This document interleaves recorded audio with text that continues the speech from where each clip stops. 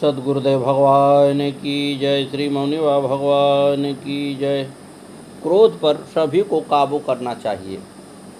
आप सुने, एक संत अपने अनुयायी के साथ यहाँ पहुँचे। दोनों में बातचीत होने लगी। तभी एक पागल व्यक्ति आया और संत के अनुयायी को अनाप शनाप कहने लगा। अनुयायी कुछ देर सहता रहा, किंतु शीघ्र ही अपना आपा खो बैठा और वह भी उसे अपशब्द कहने लगा। संत ने एकाएक बातचीत का क्रम छोड़ा और उठकर चल दिए। अनुयायी ने यह देखा तो संत से कहने लगा, जब तक यह पागल मुझे दुर्वचन कहे जा रहा था तो आप कुछ नहीं बोल रहे थे, किंतु अब मैं इसका जवाब देने लगा तो आप उठकर चल दिए। ऐसी क्या बात हुई? बड़े ही संयम स्वर में संत बोले, देखो, तुम तो इस व्यक्ति के बारे में जानते ही हो। फिर जब तक तुम शांति से इसके दुर्वचनों को सह रहे थे तब तक देवता तुम्हारे पास थे और तुम्हारी ओर से उत्तर दे रहे थे। लेकिन जब तुमने अपना धैर्य त्याग कर इस व्यक्ति के आचरण का अनुगमन किया तो तुम्हारे भीतर देवता के बदले असुर आ गए। वह क्रोध असुर ही है। मैं असुर के संग नहीं रह सकता, इसलिए यह स्थान छोड़कर चल दिया। अनुयायी ने अपनी भूल स्वीकार करते हुए मौन धारण कर लिया। गुरुदेव महाराज की जय। साहब, जीवन अगर मिला है तो इसको त्याग तपस्या में बिताएं, परोपकार में विशेष ध्यान दें, अन्यथा आप शून्य के शून्य रह जाएंगे, कुछ भी नहीं लेके जा पाएंगे। कमाई वो करिए जो साथ में जाए। आइए श्री कृष्ण चैतन्य महाप्रभु के बारे में समझा जाए। श्री चैतन्य महाप्रभु का प्रकाट्य शक संवत 1407 की फाल्गुन शुक्ल पंचमी के दिन के समय सिंह लग्न में पश्चिमी बंगाल के नवद्वीप नामक ग्राम में हुआ था। इनके पिता का नाम जगन्नाथ मिश्र और माता का नाम सची देवी था। ये भगवान श्री कृष्ण के अनन्य भक्त थे। इन्हें लोग श्री राधा का अवतार मानते हैं। बंगाल के वैष्णव तो इन्हें साक्षात पूर्ण ब्रह्म ही मानते हैं। इनके जीवन के अंतिम 6 वर्ष राधा भाव में ही बीते। उन दिन इनके अंदर महाभाव के सारे लक्षण प्रकट हुए थे। जिस समय ये श्री कृष्ण के विरह में उन्मत्त होकर रोने और चीखने लगते थे, उस समय पत्थर का हृदय भी पिघल जाता था। इनके व्यक्तित्व का लोगों पर ऐसा विलक्षण प्रभाव पड़ा कि श्री वासुदेव, सार्वभौम और प्रकाशानंद सरस्वती जैसे अद्वैत वेदांती भी इनके थोड़ी देर के संग से श्री कृष्ण प्रेमी बन गए। यही नहीं, इनके विरोधी भी इनके भक्त बन गए और जगाई मधाई जैसे महान दुराचारी भी संत बन गए। नौरोजी नामक डाकू इनके संकीर्तन की ध्वनि सुनकर और इनका उपदेश सुनकर अपने दल बल सहित भगवत भक्त बन गया। नवद्वीप के काजी ने कुछ लोगों के भड़काने पर आकर एक संकीर्तन कर्ता का ढोल फोड़ दिया। स्वप्न में उसे नृसिंह भगवान के क्रोधित स्वरूप के दर्शन हुए, जिससे घबराकर उसने चैतन्य महाप्रभु से क्षमा मांगी और संकीर्तन का विरोध करना छोड़ दिया। कई बड़े बड़े सन्यासी भी इनके अनुयायी हो गए। यद्यपि इनका प्रधान उद्देश्य भगवत भक्ति और भगवत नाम का प्रचार करना और जगत में प्रेम और शांति का साम्राज्य स्थापित करना था, तथापि इन्होंने दूसरे धर्मों और दूसरे साधनों को कभी निंदा नहीं की। इनके भक्ति सिद्धांत में द्वैत और अद्वैत का बड़ा सुंदर समन्वय हुआ करता था। इन्होंने कलिमल ग्रसित जीवों के उद्धार के लिए भगवान नाम के जप और कीर्तन को ही मुख्य और सरल उपाय माना है। इनकी दक्षिण यात्रा में गोदावरी के तट पर इनके शिष्य राय रामानंद के साथ बड़ा विलक्षण संवाद हुआ, जिसमें इन्होंने राधा भाव को सबसे ऊंचा भाव बतलाया। श्री चैतन्य भगवान के बड़े ही रसिक अनुयायी और प्रेमी थे। इन्होंने बतलाया है,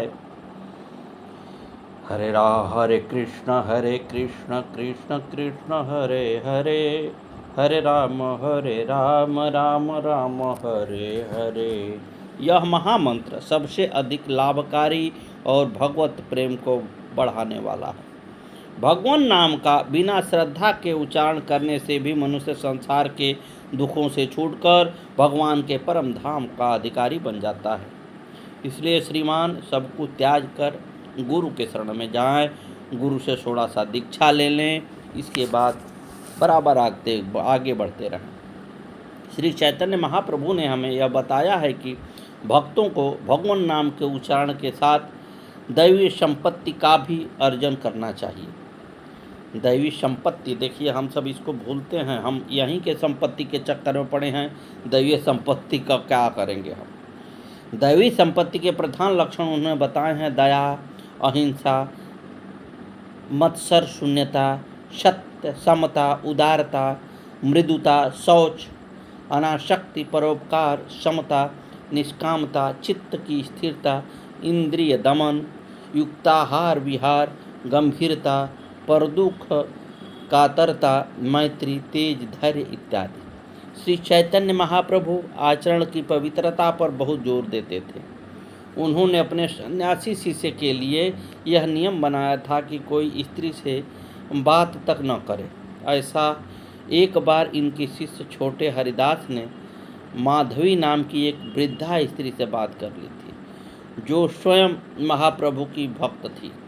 केवल इस अपराध के लिए उन्होंने हरिदास का सदा के लिए परित्याग कर दिया, यद्यपि उनका चरित्र सर्वथा निर्दोष था।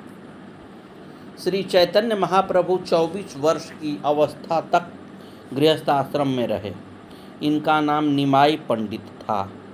ये न्याय के बड़े पंडित थे।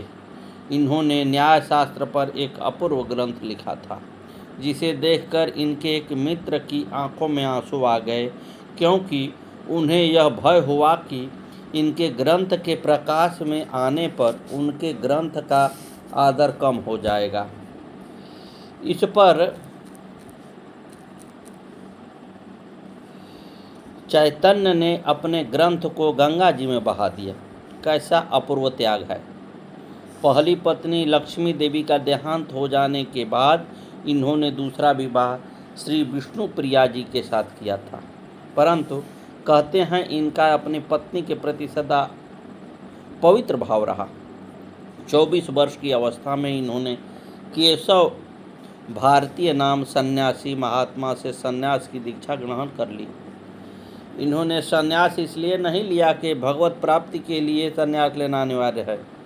इनका उद्देश्य काशी आदि तीर्थों के सन्यासियों को भक्ति मार्ग में लाना था।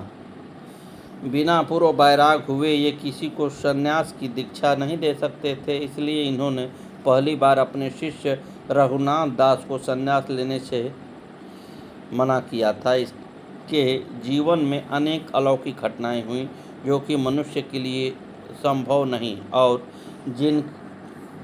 जिनसे इनका ईश्वरत्व प्रकट होता है।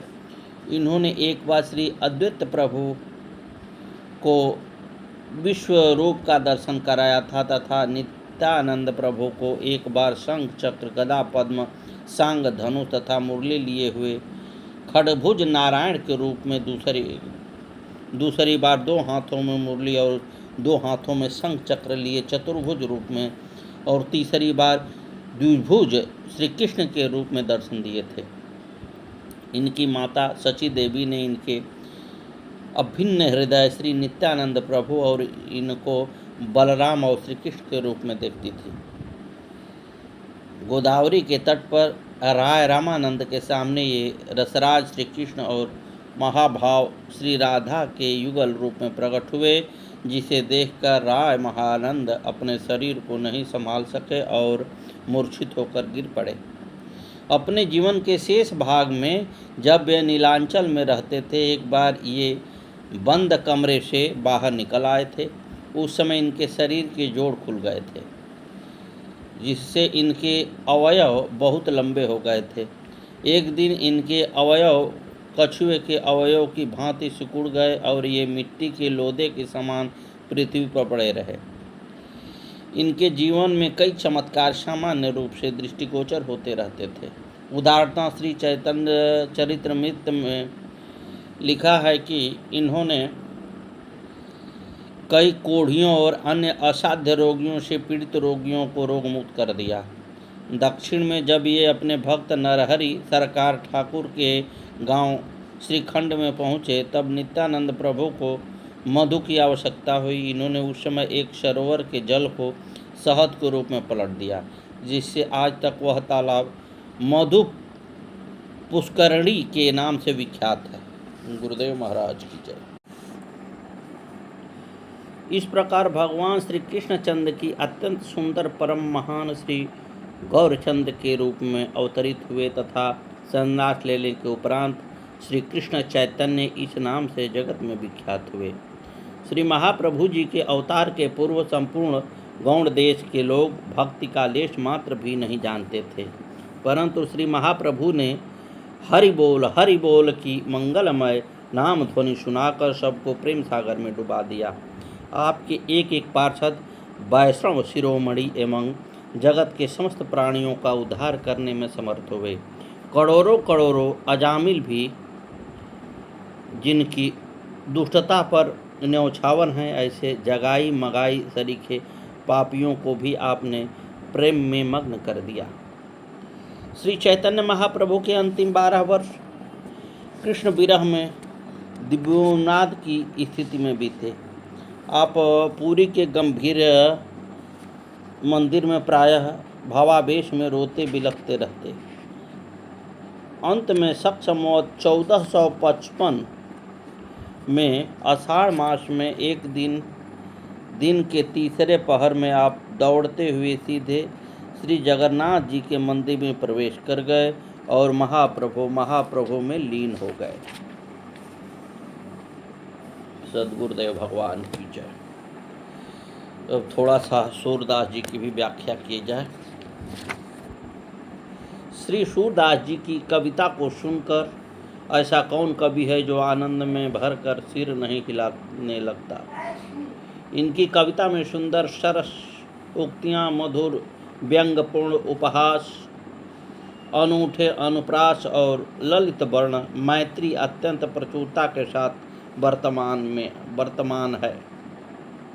इनकी वाणी में प्रेम का और छोर निर्वहन देखा जाता है तथा कविता में प्रयुक्त शब्दों के संबंध का पूर्ण रूपेण निर्वहन पाया जाता है, अर्थात परस्पर मैत्री युक्त शब्दों का प्रयोग किया गया है। पदों में अन्यतानुप्रास बड़ा ही मनोरम है तथा प्रत्येक पद में विलक्षण भावार्थ निहित हैं।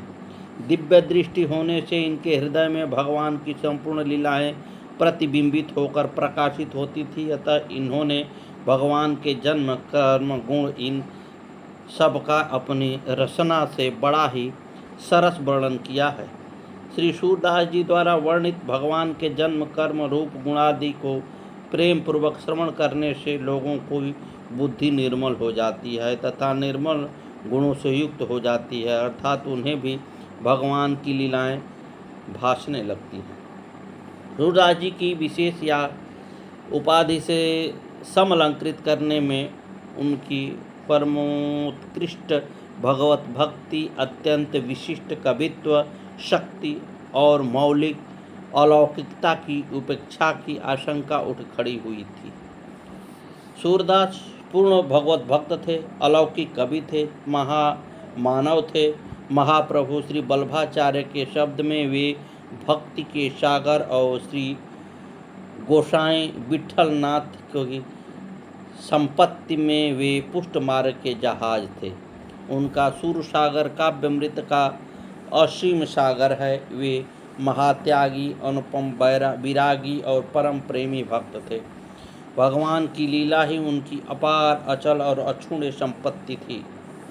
दिल्ली से थोड़ी दूर पर सीही गांव में एक निर्धन ब्राह्मण के घर संभवतः 1534 ईस्वी में वैशाख शुक्ल पश्चिमी को धरती पर एक दिव्य ज्योति बालक सूरदास के रूप में उतरी। चारों ओर शुभ्र प्रकाश फैल गया। ऐसी लगता है कि कलिकाल के प्रभाव को कम करने के लिए भगवती भागीरथी ने अपना कायाकल्प किया है। समस्त गांव वाले और शिशु के माता पिता आश्चर्यचकित हो गए। शिशु के नेत्र बंद थे। घर में सूर ने जन्म लिया। अंधे बालक के प्रति उनके पिता उदासीन रहने लगे। घर के और लोग भी उनकी उपेक्षा ही करते थे। धीरे धीरे उनके अलौकिक और पवित्र संस्कार जाग उठे। घर के प्रति उनके मन में वैराग्य भाव उदय हो गया। उन्होंने गांव के बाहर एकांत स्थान में रहना निश्चित किया। सूर घर से निकल पड़े। गांव में थोड़ी दूर पर एक रमणीय सरोवर के किनारे पीपल वृक्ष के तले उन्होंने अपना निवास स्थिर किया। वे लोगों को सकून बताते थे और विचित्रता को एक यह भी कि उनकी बताई बातें सही उतरती थी। एक दिन एक जमींदार की गाय खो गई। सूर्य ने उसका ठीक ठीक पता बता दिया। जमींदार उनके चमत्कार से बहुत प्रभावित हुआ। उसने उनके लिए एक झोपड़ी बनवा दी। सूर्य का यश दिन दूना रात चौगुना बढ़ता चला गया। सुदूर गांव से लोग उनके पास सुकून पूछने के लिए अधिकाधिक संख्या में आने लगे। उनकी मान प्रतिष्ठा और वैभव में नित्य प्रति वृद्धि होने लगी। सूरदास की अवस्था इस समय 18 साल की थी। उन्होंने विचार किया कि जिस माया मोह से उपराम होने के लिए मैंने घर छोड़ा वह तो पीछा ही करता आ रहा है। भगवान ने भजन में विघ्न होते देख सूर्य ने उस स्थान को छोड़ दिया। उनको अपना यश तो बढ़ाना नहीं था, वो तो भगवान के भजन और ध्यान में रस लेते थे। वे मथुरा आए। उनका मन वहाँ नहीं लगा। उन्होंने गौ घाट पर रहने का विचार किया। गौ घाट जाने के कुछ दिन पूर्व वे रेणुका क्षेत्र में भी रहे। रेणुका रुनकता में उन्होंने संतों और महात्माओं का सत्संग मिला, पर उस पवित्र स्थान में उन्हें एकांत का अभाव बहुत खटकता था। रुनकता से 3 मील दूर पश्चिम की ओर यमुना तट पर गौ घाट में आकर वे काव्य और संगीत शास्त्र का अभ्यास करने लगे। सूरदास की एक महात्मा के रूप में ख्याति चारों ओर फैल गई। आगे की कथा कल। सद्गुरुदेव भगवान की जय। श्री मौनी राम भगवान आए। नमो नमः। हरि बोल।